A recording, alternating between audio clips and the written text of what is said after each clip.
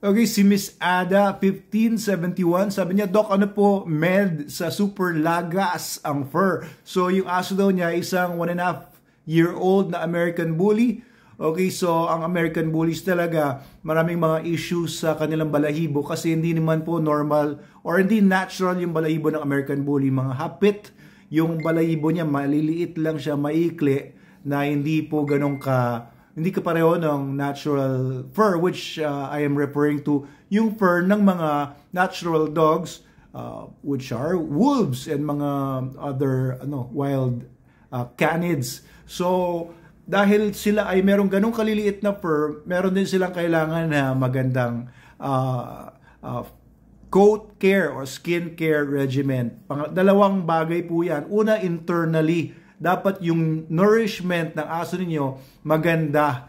And yung fur po, para po mag-produce ng fur, usually kasi ang balahibo, kahit buhok natin, kapag nalalagas din po yan, kailangan may pumapalit ng mga bago, di ba? Kasi yung pagtubo ng buhok, dire-diretso po yan.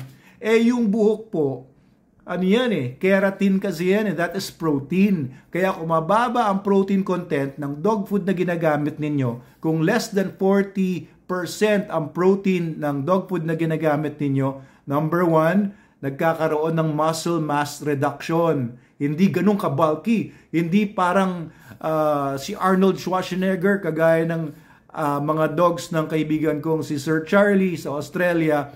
Ang ganda ng aso niya. O yung mga dogs niya doon sa bahay nila doon sa Queens, basta sa Queensdale, sa northeastern Australia. Queensdale ba? Queensland, sorry.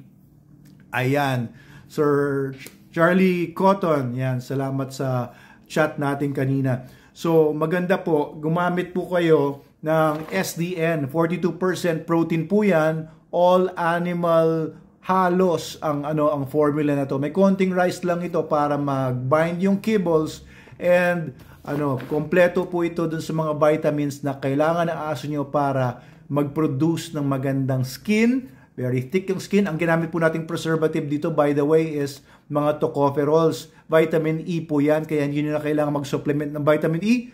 Diba? Sa mga tao, gusto mong maging maganda yung skin mo, you take vitamin E supplements. Pagka naka-SDN na po yung aso ninyo, ay may kasama na tong magandang dose ng vitamin E every day. Di ba? Huwag nyo kainin to ba? Gusto nyo gumanda yung balat ninyo. Guys pang aso lang ito. Minsan kinakain ko rin naman to, pero that's just for videos para lang pakita sa inyo na safe siya kahit sa tao. But I don't eat this normally. So, pwede nyo ring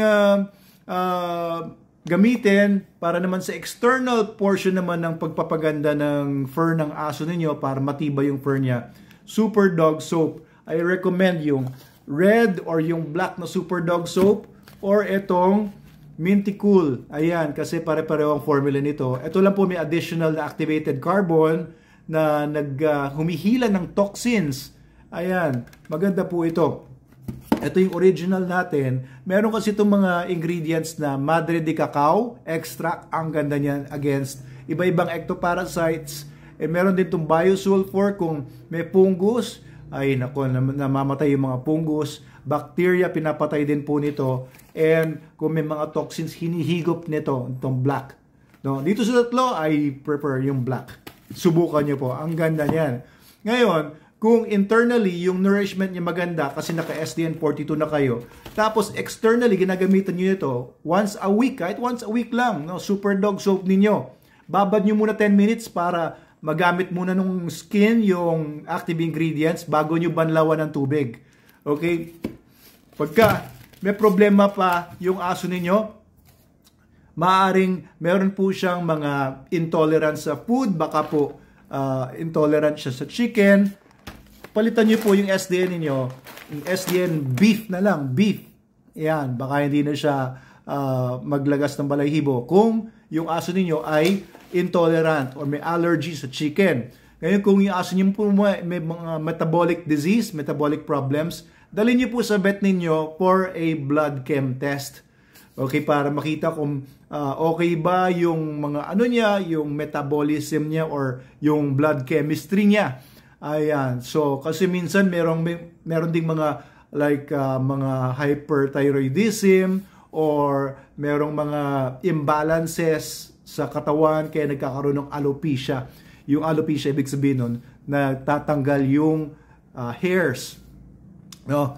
Meron din mga matitinding mga fungus na dumadapo sa mga dogs natin. Baka kailangan ng internal medicines para malabanan yung mga fungus na yan. So, kung hindi pa makuha ng products natin, dalhin nyo po sa vet ninyo for that blood chem exam para malunasan po yun. Baka kailangan po ng mga medications na yung dog ninyo. Pero if naglalagas yung balibo ng aso nyo, may hot spots or kung ano, rashes, eto muna. Ayan, subok ko na po yan sa lahat mga dogs namin. Pagka hindi gumana dito, may internal problem na po yung aso ninyo. And it happens, no? Kasi mga dogs, parang tao din po sila.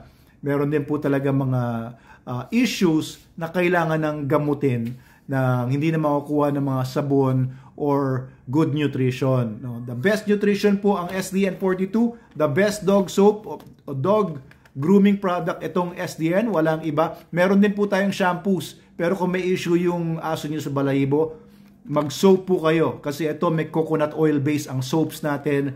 Maganda po yung coconut oil, hindi na rin kailangang mag-vitamin E kasi yung vitamin E at saka yung coconut oil, pareho po yung epekto niya doon sa balat. So, yan po muna, Ada 1571, thank you po sa tanong po ninyo sa paglalagas ng fur. The best ang SDN42 and yung Super Dog Soap.